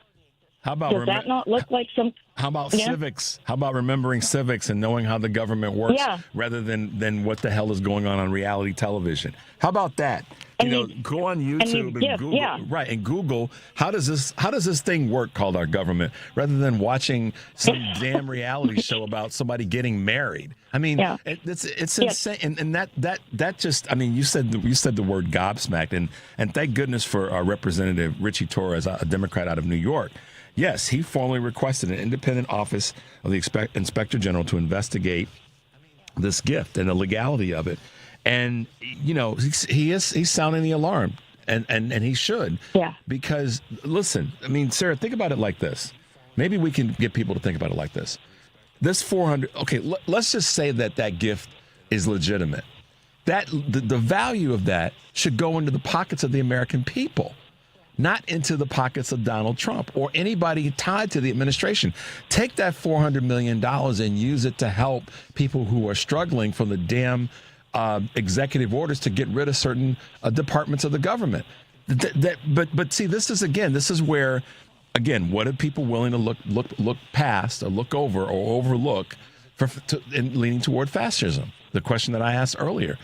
People are Americans that stupid? Or are they that much in need of a king that's going to lead them down this path of craziness?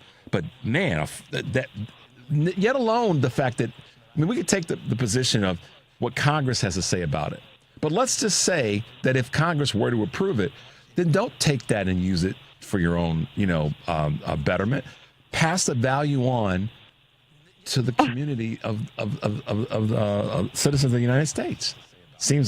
And let's just pause for a moment and imagine Joe Biden getting a plane from Qatar, a $400 million gift. What do we think would happen? This is the Republicans spent years investigating Joe Biden's son for his alleged influence in Ukraine, right? Yeah. What does this look like?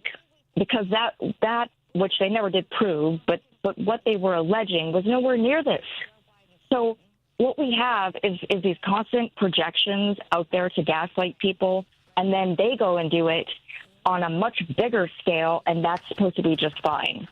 So we're all just supposed to accept this. And before we get, I know we're close. Do you mind if I bring up something that's really important that I want everyone to? I was just going to ask you what's on Sarah's radar right now. Well, I'm so glad that you asked because everyone needs to know that on Tuesday, the energy the Energy and Commerce Committee is going to be voting on these cuts to Medicaid.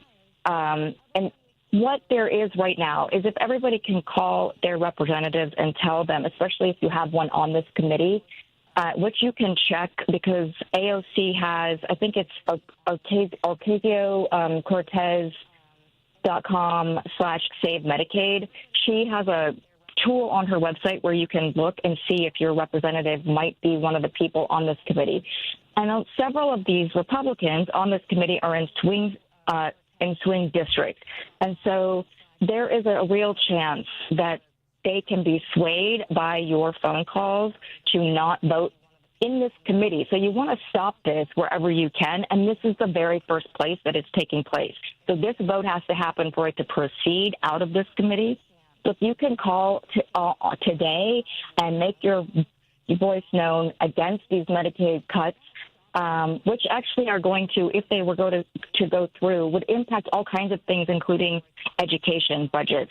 So it is a very big deal that needs to, it's absolutely grotesque abuse of their power to even be considering this. Also, they can pass these tax cuts. And that's all part of this bigger thing that Donald Trump put all of his, he wants to kind of beat Joe Biden to have, to pass huge legislation like Biden did, but Biden's was bipartisan. And I think Trump is out there wondering, why isn't mine, but I want that bipartisan thing, but he wants to do it without conceding anything to Democrats. Right. So he's out there like, this is his idea, right? So he just wants everyone to do everything his way so he can get the gold star. And this is part of that big bill that he's trying to pass that will be his big achievement. Because remember, he never got infrastructure week. Joe Biden actually got it done. In so record he carries time. these grudges in record time. Yes, exactly. And you know how Trump is. He carries these little petty grudges around, and he doesn't want to do the work. He just wants to get the recognition and the gold star. So I think that is the most crucial thing happening in the next 24 hours that I hope people can activate on.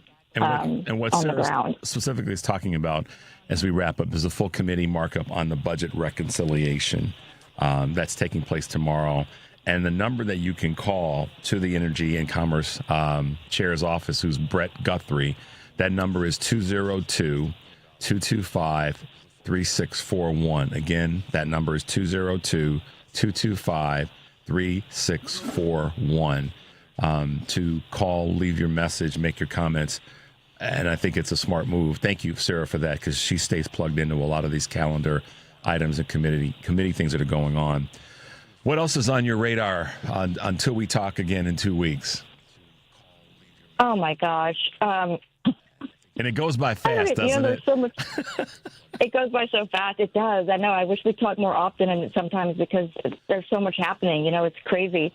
I think in terms of the arrest, I guess what I want to say about that is that, you know, we all see how Trump plays this both ways because he will say he's like directing the investigation into Chris Krebs, for example, who said that the 2020 election was safe. So he's getting that investigation. But then he plays this plausible deniability about the other things that are happening, like, for instance, what Kristi Noem is doing. So he's on out there giving that order, and he says, I know you don't want me to politicize the DOJ. You know, this is the man that has done more politicization of the DOJ than any president in history. But he's out there with these gaslighting, two-faced comments, basically, where he's trying to have it both ways and get credit for something that he's doing the exact opposite of. So when you guys hear him talk about this stuff, just know that almost everything he's saying is to protect his own hide. It's funny how the people doing these actions for him seem unaware of what happened to their predecessors. Yeah. Because it wasn't pretty for them. Exactly. Good point. Sarah Jones, y'all, from PoliticusUSA. Thank you so much for being with us this Monday, helping us get the week started off the right way. And we can't wait to have you back on. And we will, I know you and I will talk in the meantime. How can folks find you real quickly, Sarah? I'm on The Daily with Sarah Jones and Politicus USA. And thank you so much, Richard. You do such a great job on this show. I am really honored to be on it with you and your wonderful audience. Thank you so much, Sarah. Thanks for having time to be with us this morning and working through the technology of getting your segment started. So stay safe, keep writing, stay in the fight, and we'll talk soon. Bye now. Thank you. Bye-bye. Bye-bye. All right, guys, we're going to take a quick break. 773-763-9278. This is Choose Views, and we'll be right back. Progressive knows when you're in your RV, you're already on vacation. That's when you become Vacation You, who just camped where there's absolutely no shade. Even though regular you burns easily. In fact, Vacation You burns too, but is too stubborn to admit it, which is why regular you gets in trouble at the dermatologist, because Vacation You doesn't do doctors. So bundle your RV with your home or auto policy and earn an automatic discount from Progressive. And spend the savings on the both of you. Progressive Casualty Insurance Company affiliates and other insurers. Not available in all states or situations. Still struggling with gas, bloat, constipation, nausea, or diarrhea? Have you tried eliminating foods but felt no change? It's time to call the tummy whisperer, Renee Barish at Digestive Health Solutions. Renee uses targeted testing to reveal exactly what's happening in your gut. Gut bacteria plays a key role in all your body functions, from cardiovascular regulation to brain function. When the gut is imbalanced, you may experience symptoms that extend beyond the gut, such as anxiety, skin issues, poor sleep, or increased risk for disease. Digestive Health Solution uses advanced testing to identify harmful microbes and evaluate the overall balance of the gut ecosystem. Get insights into your health, digestion, and how your microbiome affects all aspects of your body. Stop suffering. Call Renee now at 847-207-2034 or visit thetummywhisperer.com. That number is 847-207-2034. Let's get you feeling better. The Tummy Whisperer. This is a WCPT moment in labor. In the summer of 1881, 2 decades after the Civil War, 20 African-American laundresses met at a local church in Atlanta to form the Washing Society, a trade organization which looked to create a higher uniform wage and greater work autonomy for laundresses, also known as washerwomen. Through the help of local preachers and door-to-door canvassing, the Washing Society grew from 20 members to 3,000 in only a few weeks. The workers went on strike and faced opposition from their employers as well as the local politicians. The Atlanta City Council proposed a licensing fee for their organizing efforts. The strikers agreed to the fee in exchange for self-regulation. In the end, the City Council rejected the proposed fees and the laundresses prevailed. The impact of the strike led to increased wages for some, but showed that African-American workers, including women, were vital to the New South economy. This has been a WCPT Moment in Labor. We're working for your rights.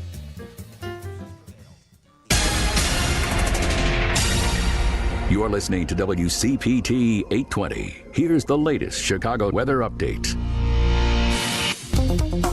From the Weatherology Weather Center, I'm meteorologist Jennifer Vilchez. Partial sunshine develops here for today. We'll see a high around 80 degrees.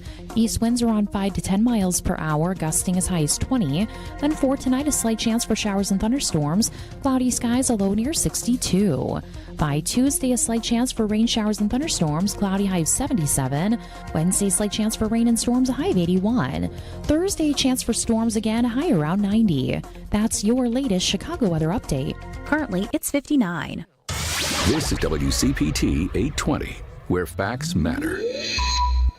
Welcome back to Choose Views with Richard Chew on WCPT 820, Chicago's Progressive Talk. Hey, Progressives, welcome back to the show. 773-763-9278. Check out Sarah Jones and PoliticusUSA. She writes great material and really is plugged into all that's happening right now. And I'm glad that we have her on the show every other Monday. So maybe we will have that a little bit more frequently in the weeks to come. One of the things that is part of this challenge that we are going through in a reality is there are people who are, for lack of better words, they've recognized, damn, I made a mistake on a lot of levels. And it may be in their voting patterns and habits in this most recent election, not just voting for Trump, but also voting for the Senate or House member that ended up putting them in a situation where where the House of Representatives, being Republican, is creating a firewall for Trump. because they're not doing a damn thing. It's not the Dems don't have the numbers. The Dems can still do work. They still need to bring bills. They still need to fight. They still need to go into red districts, but they don't have the numbers. So the Republicans are the ones in the House that are at fault for not drawing the ire and standing up against Trump. That's just the reality. And they are the ones that are also making it difficult for people to get through a different message. So my point of all this is we know that there are people who have said I made a mistake and I've been with the wrong team and I voted for the wrong people. And a lot of folks are coming out. You're seeing it all over social media. You're seeing it on mainstream media and the like. But one of our regular guests and contributors has made his new business, and you guys have heard us talk about and had this gentleman on the show before, from leaving MAGA, and that's our new friend and partner in fixing a lot of this, and that's Rich Logis with leaving MAGA. So this morning we've got Rich with us again, and also a guest with us this morning that's going to kind of talk a little bit about his reasoning for leaving MAGA, and that would be, I hope I have this right, Steve Vilchez. Is that correct? Do I have that right? That's right. All right, cool. Yes. Well, Rich, good morning first to you, and welcome to the show. I hope you're doing well. Glad to have you back with us. Hey, Richard. Good morning. It's always a pleasure to be with you. I'm happy to report to listeners that since my last appearance, we have added more testimonials of those who left MAGA to our site. Everybody can read all of the stories at leavingmaga.org. So each month I've been on, we have increased the number of people who have come forward to say they left MAGA. Man, that makes me so happy, Rich. Not for any reason other than I go back to and some people are going to think I'm looking at the world through rose-tinted glasses. I'm the last person that does that. But there's so many times that when I hear stories like that or points like that you just made, I just go back to the immortal words of late Rodney King, can't we all just get along? And I think right now there's not a calming of the temperature of this country and the world for that matter. And I think what you're doing is a way to try to calm some of the craziness in your own way. It's certainly, as I've used this phrase before, and I'll use it again, bridging the gap between those who got caught up, as the late Representative Elijah Cummings said, got caught up and didn't know how to get out. But you've done great work, man. I got to give you your props there in creating this organization, leaving MAGA, but also finding a way for other people to be a part of it, to share their stories, and keep that bridge growing and getting stronger and stronger. Rich, take a moment and I'll let you introduce your guest, our guest, Steve, and take a little bit to tell us about your connection with him. And then, Steve, I'd like you to share with us your story and why and how you got involved, and then how you disconnected yourself from MAGA. Well, I actually met Steve through a social media post I made where a friend of his got in touch with me and said, hey, I see what you're doing. You need to talk to my friend Steve. And when I finally connected with Steve, I was struck by his precociousness as a young man who got wrapped up in MAGA as a 13-year-old. And I want to tell listeners that you will probably never meet a young person as articulate, well-spoken, and contemplative as Steve is. And he has a story that is really one that I think is of a redemptive arc. And now he's trying to make amends for his past deeds and rhetoric, just like all of us are at leaving MAGA. So I'm very pleased and honored, Richard, to introduce Steve to your listeners. Steve, good morning. We'll let you take it away. All right, hi. Like what Rich said, I am pretty young. I'm only 21. So I just voted for my first presidential election in this recently, and I proudly voted for Kamala. But like what Rich said, 2016 was the first time I really was into politics. I was only 12. I was 13, right after the election. And I was very pro-Clinton. I was very pro-Hillary Clinton. I was seeing Donald Trump become coming like basically from the nobody polling at 1 to 3%, then quickly becoming the presumptive nominee and eventually the official nominee. And seeing his character, it was very appalling. I found it very unprofessional, very contrarian, just rude, very braggadocious, not really answering the questions. And I was like, all right, this isn't really someone who I want to be my president. But again, I was only 12, so my vote pretty much was non-existent. I watched the election happen, but me being pretty young, I had to sleep in a little bit early. But it was around like 10 or 11 p.m., so it was around the time where Clinton had a lead, and I was like, all right, Clinton should be fine. I'm going to wake up tomorrow morning. Clinton's going to be president. We're going to be great. And then I woke up like around 6 o'clock, around pretty early the next day. I took my iPad out, I looked at the election results, and I saw a big red circle, and it said Trump wins. And, I was nervous.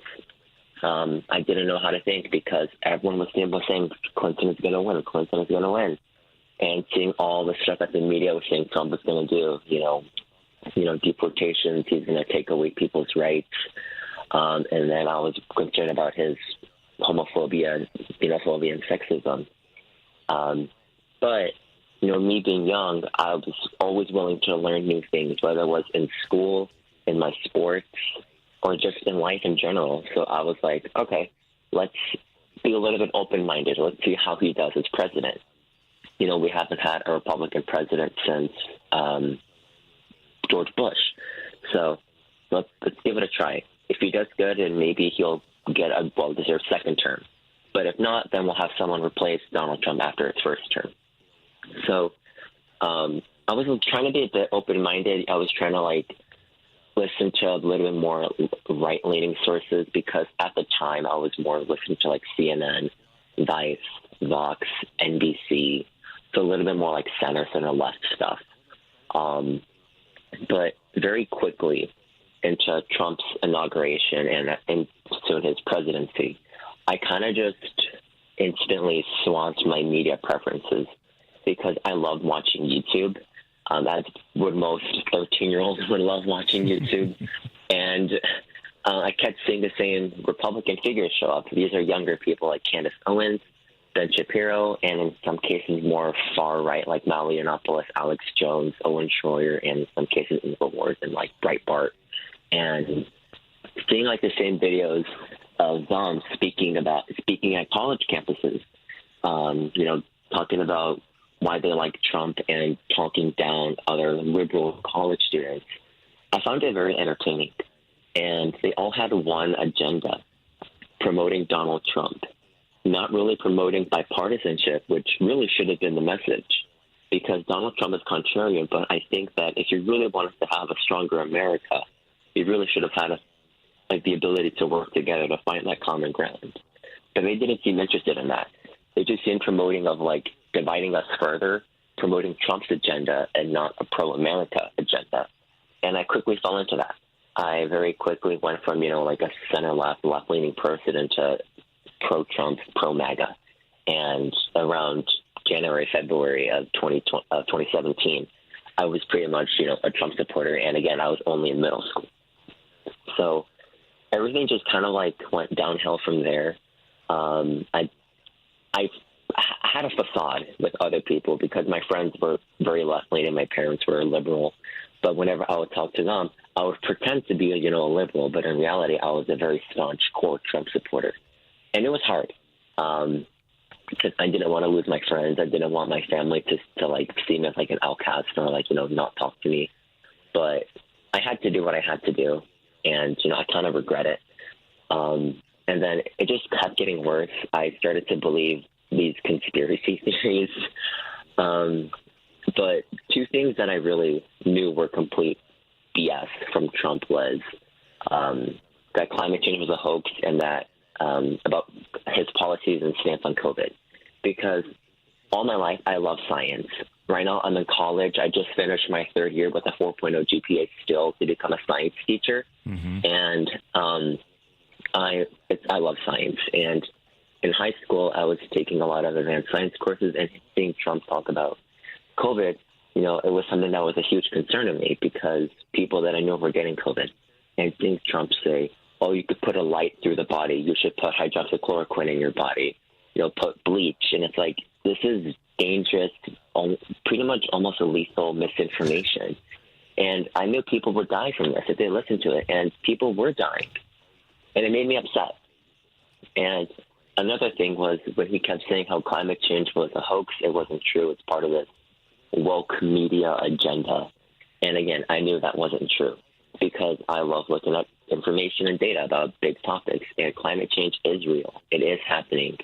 And human efforts are greatly exacerbating it. And I believe that we really should do a lot of things to have more clean, renewable energy.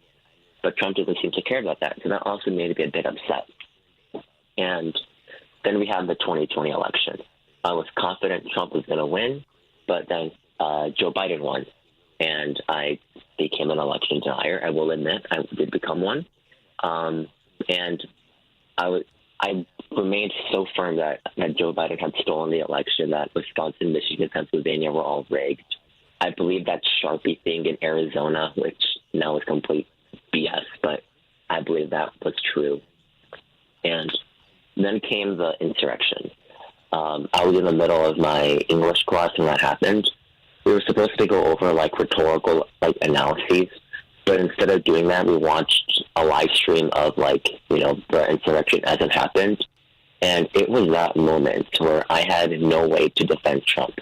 I somehow found a way to defend him, back him on everything, whether it was his whether it was comments about, grabbing women by the,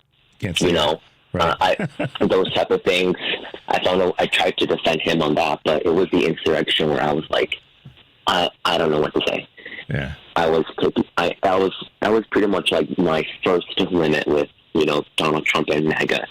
And at that point, I was like, okay, I'm a Republican, but I don't want to be like a Trump Republican because I just want my name associated with insurrectionists. Yeah. So Steve, a couple of questions, and your story is illuminating, and we have limited time this morning, so I want to ask you a couple of quick questions. Yeah. So, young cat, you're 21 years old, you're in college right now, and your brain is wide open to learning, et cetera, as you self-proclaimed. So I have to ask you this question. There are other young cats out there, and I mean that not gender-based, but young folks, male and female, and of the LGBTQ community, that probably were ascending like you were and are, that maybe had some similar thinking about the same things you just broke down. What have you been able to do, or how have you been able to navigate that terrain to either help them use maybe even some of your science, interest and curiosities and studies to help get them unstuck? What have you been able to do in that space? I always like to do my research. Ever since I left MAGA, I love doing my research, looking at both sides of the issue. I don't like to say I question everything, but I kind of do question everything because it kind of is the point of science, is to question things and look into it. And the way I just kind of live my life back then and live my life now is don't take everything absolute. If someone were to tell you something, don't trust it absolutely 100%. If it's someone you trust, maybe, but I wouldn't immediately trust it because, again, you might want to double check and make sure what they're saying is true because now there's a lot of AI misinformation, but back then it was just a bunch of, again, almost the same thing as misinformation being spread by the same people over and over. So you can't just take everything what people say immediately and believe it as, gospel. You have to at least be willing to look into it, do research, see if this news article that they're spreading, is it a real article or is it a phony photo edit?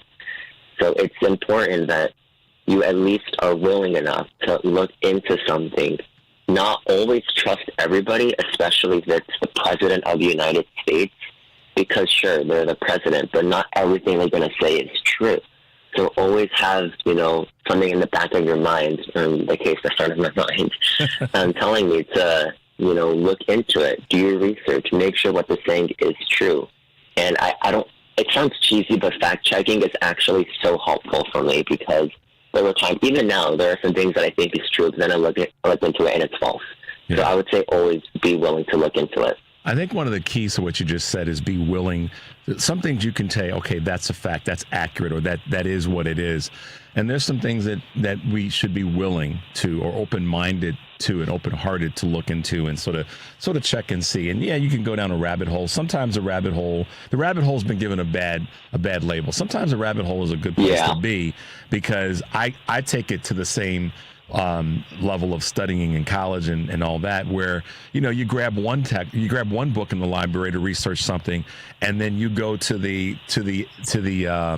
where the references are, and you find another one, and then you find another one, and then you find another one. So that's just that's just a way of doing deeper research into a subject, so that you can become better informed. Steve, let me ask you one last question as we wrap up. So these changes have been made. Rich has been there. Leaving MAGA has been a resource for you. What do you see as part of your immediate future, the next couple of years? What are some of the things that you want to be doing, want to be involved in, want to be seeing and saying and being heard? I still have interest in politics. I'm not saying I want to run for Senate or governor, no. I just think that elections are a big hobby of mine. I closely follow 2024, and I'm doing the same thing again for 2026. I know that Juliana Strunt is running for governor. She will have my vote. So being interested in politics, trying to become a teacher. Sure, I'm doing teach science, but I just might have politics clubs. Public politics. If my students are interested in talking about elections, sure, we can set a couple minutes in class and talk about that if they want to. Yeah. So, but then also, if we talk about politics, also encourage students to experiment, do research, gather evidence, make conclusions, because you also do that in a science class. Trying to tie things together. And, it's important because in high school, you're at that point where you're trying to figure out who you are as a person, what is it that you want to do with your life. And some people might realize, hey, politics is what I want to do. But if you're being misguided in that direction of politics, you're not going to be the best person that you want to be. So at the end of the day, if I do my job as a person and hopefully as a teacher to guide students using what I tell them about science in politics or whatever they want, then they can become more informed voters and make better decisions than I did. That's brilliant. Well, listen, Steve, thanks for being with us this morning, and kudos to you for making the change, coming to the realization, and knowing that you could have a greater impact by just sort of adjusting what you were following and how you were following it. So appreciate you for that and for being with us this morning.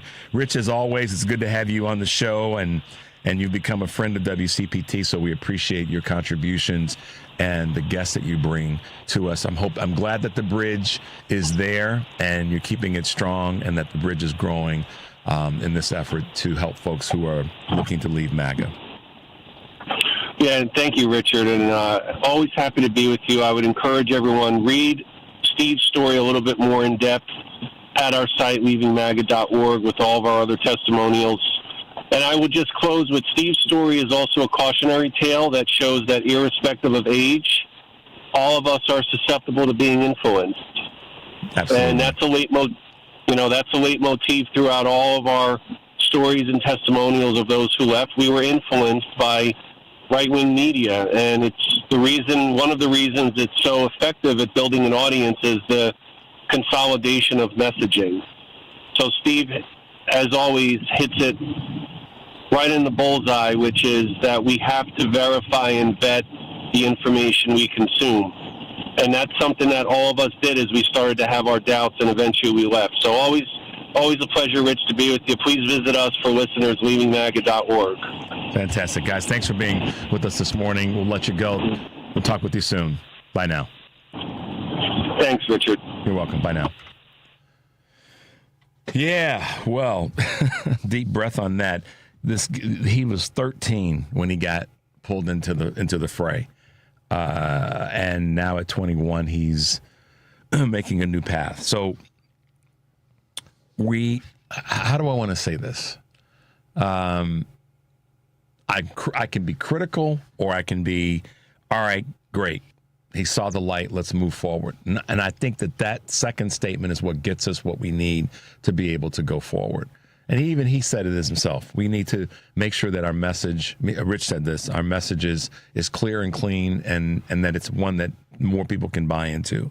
So my feeling about that right now is I'm having someone like Rich on, who's created this organization, and the good that they're doing. I love the fact that the testimonials have I feel pretty proud about that. That they're having more people that are searching them out, and that they're bringing their story to their site and to their program and to their platform. That's part of the goal of what we're trying to do here, is somewhat be informative in the craziness that we go through, and that I take you guys through and all that. But it's to make sure that people have a direction to go and a place to kind of figure out how in the hell to get out of this craziness. Do we have enough time for we'll sit tight. We'll play this one tomorrow. I think it'll be good for everybody to hear as we're on tomorrow. We had a little surprise for you guys tomorrow. A new little segment that we're doing on Tuesdays from our good friend Michelle Peltier, who is not only a part of the family meeting, but part of the greater family here at WCPT. And Michelle has sat in for me when I've been out every now and again. But she'll be with us starting tomorrow, bringing us Moments with Michelle, which will be a segment that we'll have, and she's put together, and then we'll talk through, and it'll be fun. So looking forward to that tomorrow morning, and we'll keep you guys laughing, because Michelle likes to giggle, and that Devin's laughing at that too. But in the meantime, guys, thanks for being with us on this Monday, May 12th, 2025. I can't believe it. We're into the 5th month already. Take a deep breath, guys. Make your life count. We'll see you tomorrow.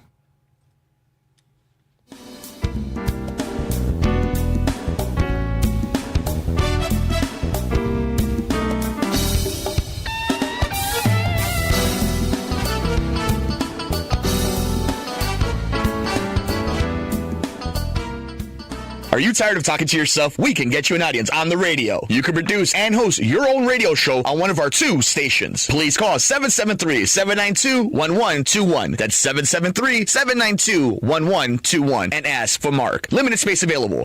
Greece is cheap. But the airfare costs a fortune. Paris? Not much closer, and again, airfare... What about Puerto Vallarta? Let's face it, flying anywhere is just too expensive. Wait, what's this?